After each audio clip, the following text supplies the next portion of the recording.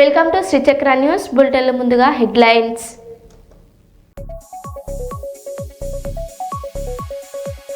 Staunton స్మారక Telugu Baptist సంఘంలో ఘనంగా క్రిస్మస్ వేడుకలు.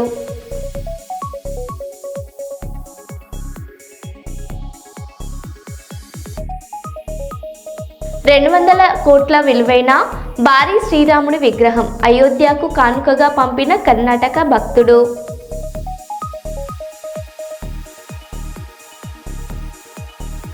హైదరాబాద్ కలెక్టర్ కార్యాలయం వద్ద మహిళల ధర్నాకు మద్దతుగా ఎంపీ ఈటెల రాజేందర్.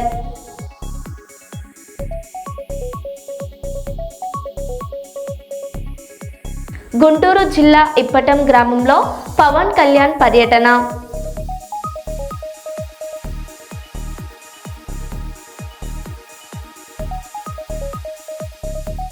వీబీజీ రామ్జీ పథకం రద్దు చేయాలంటూ వామపక్షాల నిరసన.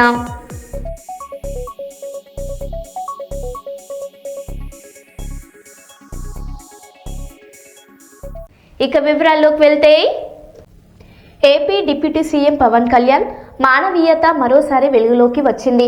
గుంటూరు జిల్లా తాడపల్లి మండలం ఇప్పటం గ్రామంలో వృద్ధురాలు ఇండ్ల నాగేశ్వరమ్మను ఆత్మీయంగా కలిసిన పవన్ కళ్యాణ్ కు ఆమె ప్రత్యేక ఆశీర్వాదం అందించారు.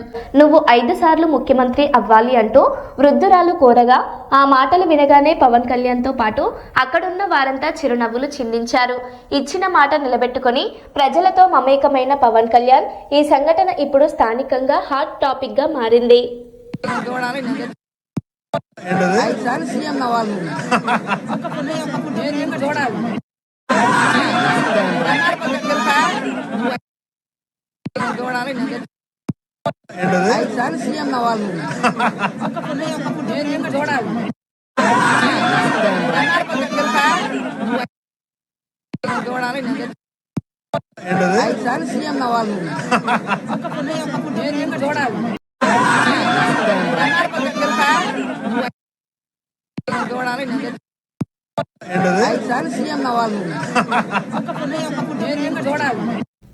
పల్నాడు జిల్లా సత్తెన్నపల్లి నియోజకవర్గం సత్తెన్నపల్లిలో శ్రీ ఆంజనేయ రెసిడెన్సీ లాడ్జిపై పోలీస్ రైడ్.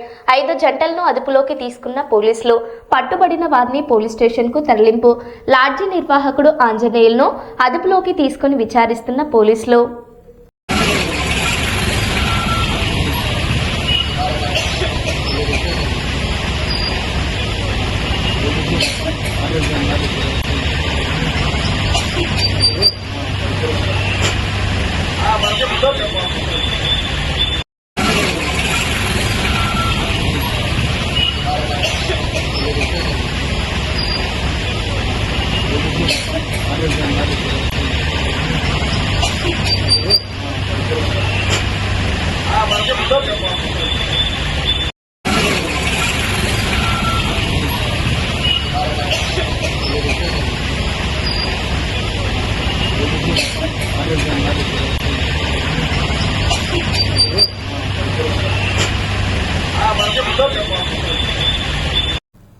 వరంగల్ జిల్లా నర్సంపేట నియోజకవర్గంలో క్రిస్మస్ పండుగ ప్రపంచానికి శాంతి సందేశం ఇవ్వాలని మంత్రి దుద్దిళ్ల శ్రీధర్ బాబు, ఎమ్మెల్యే దొంతి మాధవరెడ్డి తెలిపారు. రాష్ట్ర ప్రజలకు నర్సంపేట నియోజకవర్గ ప్రజలకు క్రిస్మస్ శుభాకాంక్షలు తెలియజేస్తూ క్రిస్మస్ ప్రేమ, శాంతి, కరుణ, సౌభ్యత్వానికి ప్రతీక అని అన్నారు. చెన్నరావుపేట మండలం తిమ్మరాయన్పాడ్లో జరిగిన క్రిస్మస్ వేడుకల్లో పాల్గొన్న సందర్భంగా రాష్ట్ర ప్రభుత్వం అన్ని మతాల పండుగలను సమానంగా గౌరవిస్తుందని స్పష్టం చేశారు. మతాల మధ్య ఐక్యత, సామరస్యమే తెలంగాణ ప్రత్యేకత అని, ప్రజలందరి జీవితాల్లో సుఖ సంతోషాలు, ఆరోగ్యం, సమృద్ధి నిండాలని ఆకాంక్షించారు.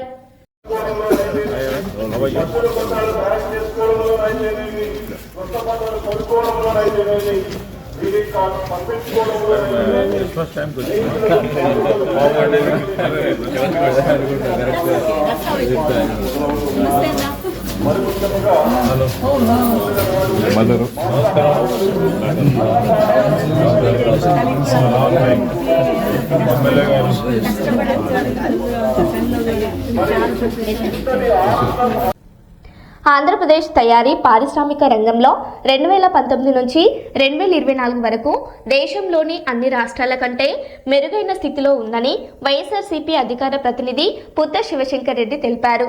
చంద్రబాబు నాయుడుతో పాటు ఎల్లో మీడియా అప్పట్లో కావాలనే విష ప్రచారం చేశారని విమర్శించారు. ఆ 5 ఏళ్లలో ఏపీ ప్రగతికి సంబంధించిన ఆధారాలు ఆర్బీఐ రిపోర్టులో స్పష్టంగా ఉన్నాయని ఆయన పేర్కొన్నారు. చేసి జనాల్ని మభ్యపెట్టారు. సరే, ఎన్నికలైన తర్వాత వాళ్ళ ప్రభుత్వం వచ్చింది కదా, ఇప్పటికీ కూడా ఇదే మాట మాట్లాడుతున్నారు. వాళ్ళందరికీ ఇది తప్పు అని వాళ్ళకి చెంపపెట్టులాగా ఆర్బీఐ నిన్న గణాంకాలు ఇచ్చింది. ఆర్బీఐ గణాంకాల ప్రకారము 2 మేజర్ సెక్టార్స్ తీసుకున్నట్లయితే తయారీ రంగము, పారిశ్రామిక రంగంలో 2019-24 మధ్యలో ఆంధ్రప్రదేశ్ స్థానం ఎంత, అభివృద్ధి ఎంత జరిగింది అనేటువంటిది లెక్కలు ఇచ్చారు. ఆ లెక్కలు ఒకసారి చూద్దాం. States ranking in manufacturing GVA, manufacturing sector లో AP ranked first in south India, 5th in India during 2019 and 24. ఒక్కసారి ఇక్కడ చూడండి. ఫస్ట్ బీహార్, తర్వాత అరుణాచల్ ప్రదేశ్, రాజస్థాన్, పంజాబ్ ఉంటే 5వ ప్లేస్ లో ఆంధ్రప్రదేశ్. ఇది సౌత్ ఇండియాలో చూసుకున్నట్లయితే నెంబర్ 1 సౌత్ ఇండియాలో. దాని తర్వాతనే కర్ణాటక, తమిళనాడు, కేరళ అండ్ తెలంగాణ. ఇది వచ్చేసేసి మ్యానుఫ్యాక్చరింగ్ సెక్టార్ లో దేశంలో నెంబర్ 5, రాష్ట్రం సౌత్ ఇండియాలో నెంబర్ 1. ఇక ఇండస్ట్రీ వరకు చూసుకున్నాం. పారిశ్రామిక రంగంలో ఆంధ్రప్రదేశ్ రాష్ట్రం 2019-24 మధ్యలో స్టేట్ ర్యాంకింగ్ ఎంత చూసుకుంటే industry wise AP rank number 1 south India. Again తయారీ రంగంతో పాటు పారిశ్రామిక రంగంలో కూడాను నెంబర్ 1 సౌత్ ఇండియాలో, నెంబర్ 8 ఇన్ ఇండియా. ఆంధ్రప్రదేశ్ వచ్చేసి 8వ ప్లేస్ లో. దీని తర్వాతనే తమిళనాడు, తెలంగాణ అండ్ కేరళ, ఇవన్నీ కూడాను ఆంధ్రప్రదేశ్ తర్వాతనే. సౌత్ ఇండియాలో నెంబర్ 1 5 రాష్ట్రాల్లో పారిశ్రామిక రంగంలో కావచ్చు, తయారీ రంగంలో కావచ్చు, number 1 south India, number 5 in manufacturing, number 8 in industry. So ఈ లెక్కలు అబద్ధాలు అంటారా? ఆర్బీఐ గణాంకాలు ఇచ్చిన ప్రకారం 2019-24లో ఆంధ్రప్రదేశ్ రాష్ట్రము పారిశ్రామిక రంగంలో, తయారీ రంగంలో పరవలు దక్కింది. అభివృద్ధి లేదు, పారిశ్రమలు పారిపోయన్నందుకు చెంపపెట్టులాగా ఆర్బీఐ లెక్కలు ఇచ్చారు. నిన్న వైఎస్ జగన్మోహన్ రెడ్డి గారు కూడా, పార్టీ అధ్యక్షుల వారు, ట్విట్టర్ లో ఈ గణాంకాలకు సంబంధించినటువంటి ట్వీట్ చేశారు. దీనికి ఎల్లో మీడియా గాని, చంద్రబాబు బృందం గాని ఒక్కరు కూడా సమాధానం చెప్పలేరు. ఎందుకంటే వాళ్ళ ప్రభుత్వం ఆయా అధికారంలో ఉన్నటువంటిది లెక్కలు ఇవి. సో దీన్ని బట్టి అర్థం చేసుకోవచ్చు, వాళ్ళు చెప్పేటి ప్రతిదీ అబద్ధమే అనేటువంటిది. జనసేన, తెలుగుదేశం వాళ్ళ కూటమి వాళ్ళు చెప్పేటి అబద్ధాలలో ఇది ఒక అబద్ధం అని తెలిపింది. 200 కోట్ల విలువైన భారీ శ్రీరాముడి విగ్రహం అయోధ్యకు కానుకగా పంపిన కర్ణాటకకు చెందిన భక్తుడు. హరి అనంత హరి కథా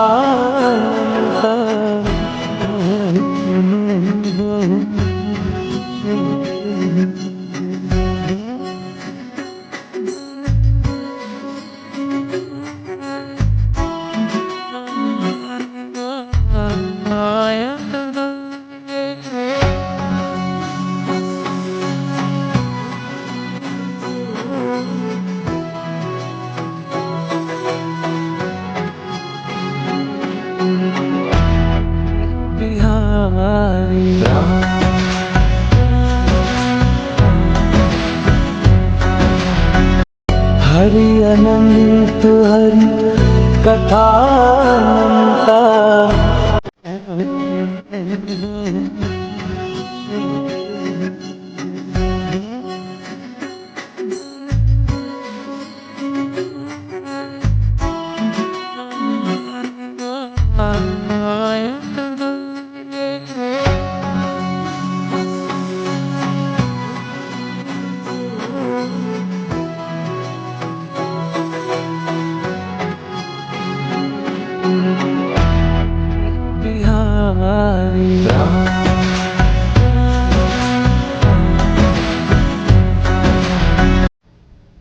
హైదరాబాద్ లో అంతర్రాష్ట్ర చిన్నారుల అక్రమ రవాణా ముఠా arrest.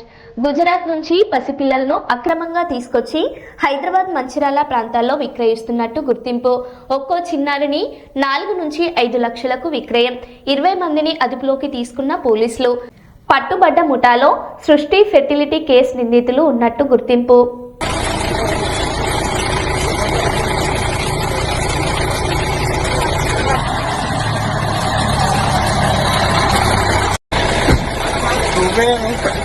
Venga, venga, venga.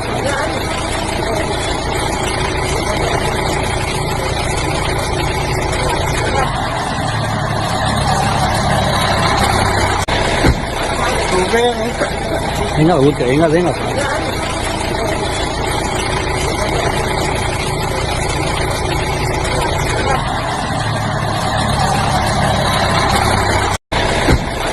Venga, ute, venga, venga.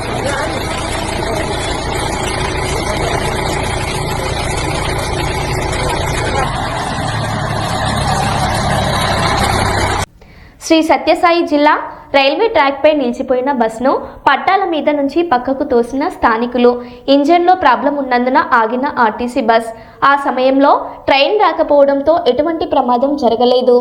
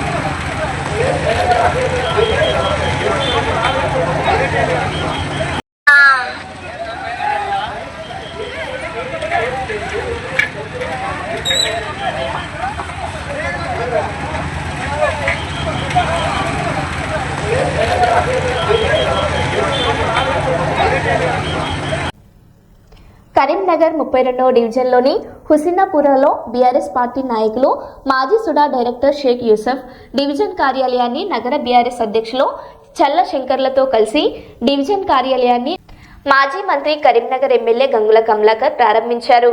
ఈ కార్యక్రమంలో Kothapalli advocate Mohammed Jameel, Shaukat, Shaheen, Mansour, తవ్వకలి BRS నాయకులు పాల్గొన్నారు. రాబోయే మున్సిపల్ కార్పొరేషన్ ఎన్నికల్లో 32వ డివిజన్ ప్రజలు షేక్ యూసఫ్ను భారీ మెజార్టీతో కార్పొరేటర్గా గెలిపించాలని కోరారు. ఈసారి కార్పొరేషన్లో బీఆర్ఎస్ పార్టీ మేయర్ పదవి వచ్చేలాగా కృషి చేస్తామని అన్నారు. కరీంనగర్ ప్రజలు మళ్లీ ఒకసారి బీఆర్ఎస్ పార్టీకి పట్టం కట్టాలని, స్మార్ట్ సిటీ టీఆర్ఎస్ ప్రభుత్వంలోనే అన్ని పనులయ్యాయని, అభివృద్ధి చేసి ప్రజలకు చూపించామని ఈ సందర్భంగా ఎమ్మెల్యే గంగుల కమలాకర్ అన్నారు.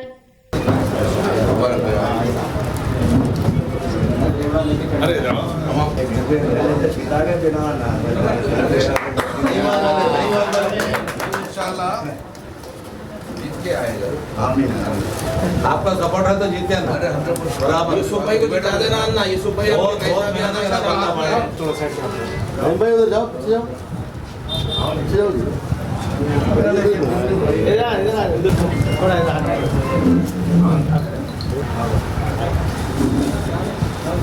ये माशाल्लाह माशाल्लाह।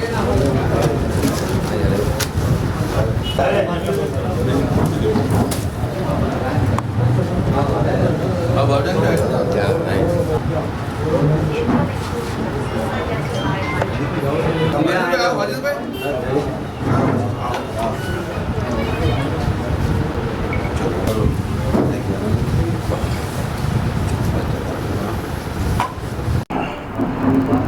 ये करीमनगर में, करीमनगर शहर में डिवीज़न नंबर 32 में हमारा यूसुफ भाई का ऑफिस, ये वार्ड ऑफिस को आज ओपनिंग कर रहा है इंशाल्लाह।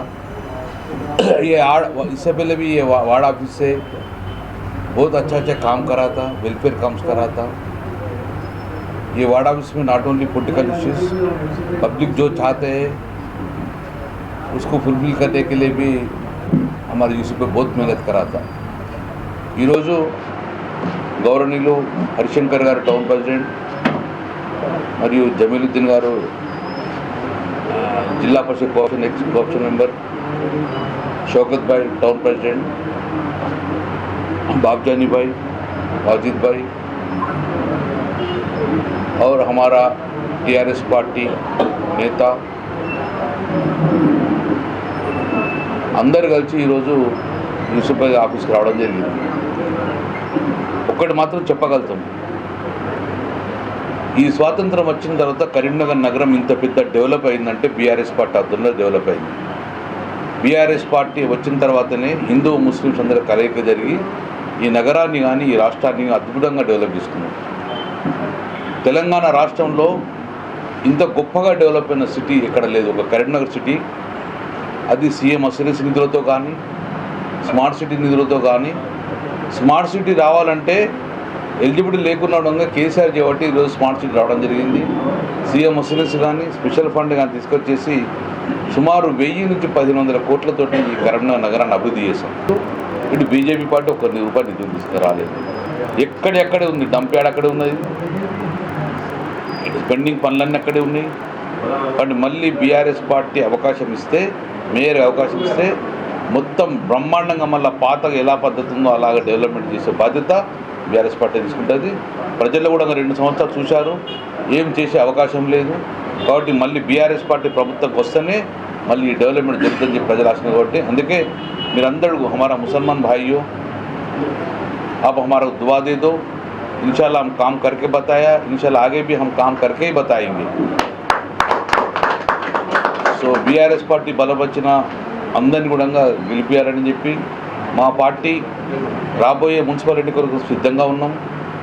ఇప్పటికే ఇన్ఫ్రాస్ట్రక్చర్ డెవలప్ చేసుకున్నాం. ప్రతి డివిజన్ నుంచి కూడా సెలెక్టెడ్ క్యాండిడేట్ పెట్టుకొని బ్రహ్మాండంగా ముందుకెళ్ళి రేపు రాబోయే కాలంలో ఈ మున్సిపాలిటీలో ఉన్న మేయర్ గత 10 సంవత్సరాలు మేమే డెవలప్ చేసినాం. హమారా హక్కే, హక్కుదారులు మేము, డెవలప్ చేసింది మేమే హక్కు. కాంగ్రెస్ పార్టీ హక్కు పనిచేయలేదు, బీజేపీ పార్టీ నిధులు తీసుకురాలేదు. తీసుకొచ్చిన టీఆర్ఎస్ పార్టీ రేపు రాబోయే కాలంలో కరెక్ట్గా డెవలప్ చేసేది మళ్ళీ మేమే. కాబట్టి మా అందరికి కూడా మళ్ళొక్కసారి అవకాశం కలిపారని చెప్పి జై హింద్, జై తెలంగాణ. డిప్యూటీ సీఎం పవన్ కళ్యాణ్ పర్యటనకు ముందు కుర్చీలతో కొట్టుకున్న జనసేన నాయకులు. గుంటూరు జిల్లా ఇప్పటం గ్రామంలో పవన్ కళ్యాణ్ పర్యటన.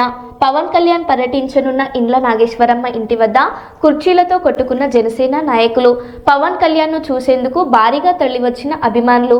పార్టీ శ్రేణులకు అభిమానులకు సర్ది చెప్పిన పోలీసులు.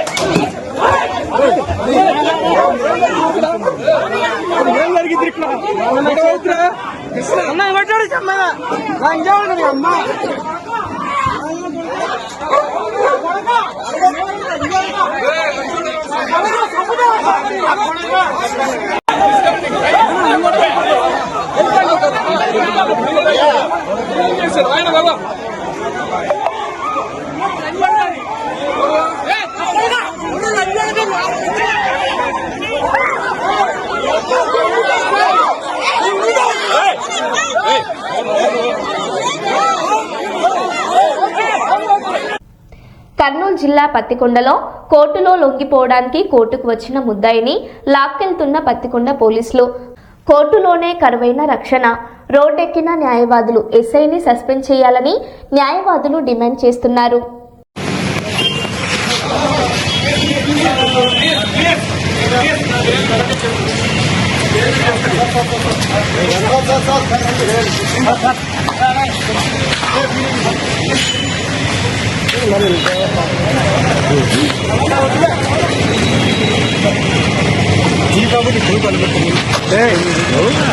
చేయకూడదు.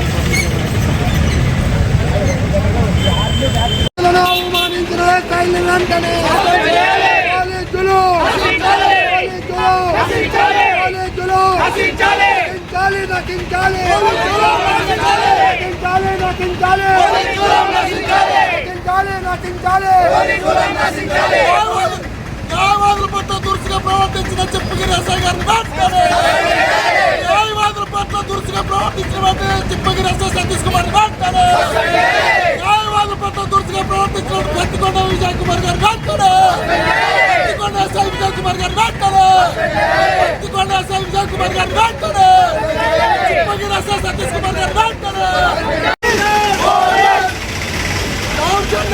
కాళ్ళని చూసుకొచ్చిన పోలీస్ జోలు కాళ్ళకి దౌర్జన్యంగా చూసుకొచ్చిన పోలీస్ జోలు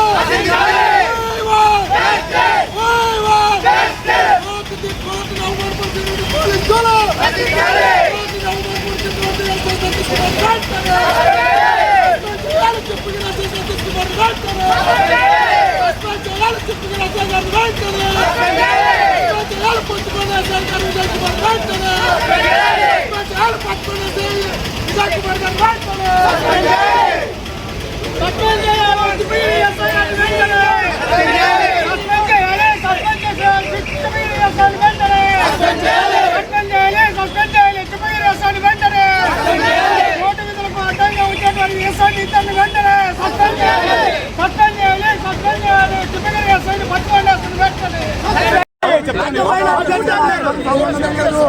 ఆ పిల్లలకి సంబంధమే లేదు.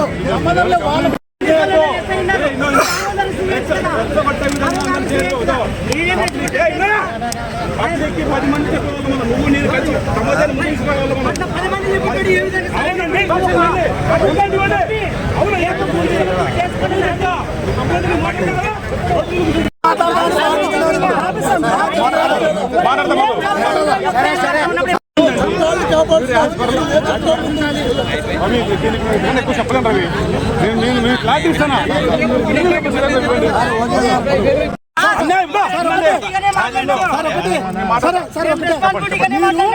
మీరు కోర్టు సరెండర్ అనే ముద్ర తీసుకుని హక్కు ఉందా?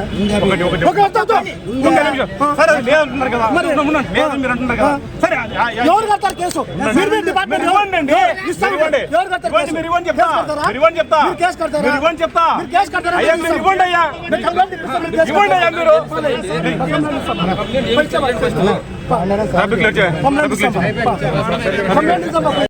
సింగరేణిలో మారుపేర్లు, విజిలెన్స్ కేసుల పరిష్కారం కోసం కదం తొక్కిన కార్మికులు.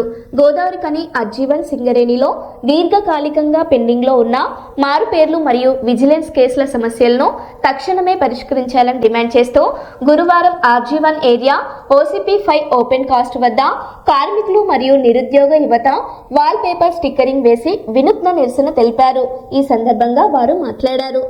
ఇట్టి నిరసనలో డిష్ బాబు, రామిల సందీప్, సదానందం, దనాడ రాజు, హరీష్ యాదవ్, ఓం ప్రకాష్, సత్యం, ఆవుల రవి మరియు పలువురు కార్మికులు పాల్గొన్నారు. మాట్లాడడం జరిగింది, శ్రీబాబు గురించి మాట్లాడడం జరిగింది.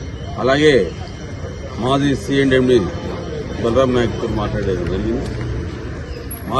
జరిగింది. ఆ విషయంలో చేస్తామని చెప్పడం కూడా జరిగింది. ఖచ్చితంగా అయితే కొంత టైము కావాల్సి ఉంది కనుక INTC అందరిని కావాలి, వీలైతే అన్ని సంఘాలను కలుపుకొని కూడా తీసుకెళ్లి చేద్దామని INTC పరంగా తెలియజేస్తుంది. సింగరేణిలో మారు పేర్ల సమస్య చాలా రోజుల నుంచి వారు వివిధ రకాల బాధలు పడుతూ అన్ని యూనియన్ల దగ్గరికి పోయి కూడా వారు వేడుకోవడం జరుగుతుంది. అందులో భాగంగానే ఎలక్షన్ల ముందు అన్ని యూనియన్లు కూడా వీరి సమస్యను పరిష్కరించామని చెప్పడం జరిగింది. అయినప్పటికీ మా AITC గుర్తింపు సంఘం వచ్చినాక ఈ మార్పిళ్ల సమస్య డైరెక్టర్ లెవెల్లో, CNM లెవెల్లో మీటింగులో కూడా ఇది చర్చ చేయడం జరిగింది. వారందరూ కూడా సానుకూలంగా చెప్పడం జరిగింది. ఒక కమిటీ కూడా వేయడం జరిగింది. ఆ కమిటీ డైరెక్టర్ కొత్త రావడం, CNMD ఈయన పోవడం, ఇదంతా కొంత కాలక్షేపం జరుగుతుంది. అయినప్పటికీ మా ఎమ్మెల్యే, మా గౌరవ అధ్యక్షురాలు Singareni college workers union Sambasivarao గారు బట్టి గారి దగ్గరికి లేదా వివేక్ దగ్గర అందరి దగ్గర కూడా ఈ సమస్య తీసుకుపోవడం జరిగింది. మా ఆశాభావం ఏంటంటే అవుతుంది, కానీ కొంత విధి విధానాల వల్ల సమయం తీసుకుంటున్నది. దానికి మేము అందరం చింతిస్తున్నాం. త్వరగా మీ సమస్య పరిష్కారం కావాలని చెప్పి దానికి AITC ఫుల్ సపోర్టుగా మీ సమస్య పరిష్కారం వరకు కూడా ఏఐటీసీ ముందుండి మీ సమస్యను పరిష్కరించదని చెప్పి సందర్భంగా తెలియజేస్తుంది. మరో బులెటిన్లో మళ్ళీ కలుద్దాం. Stay tune.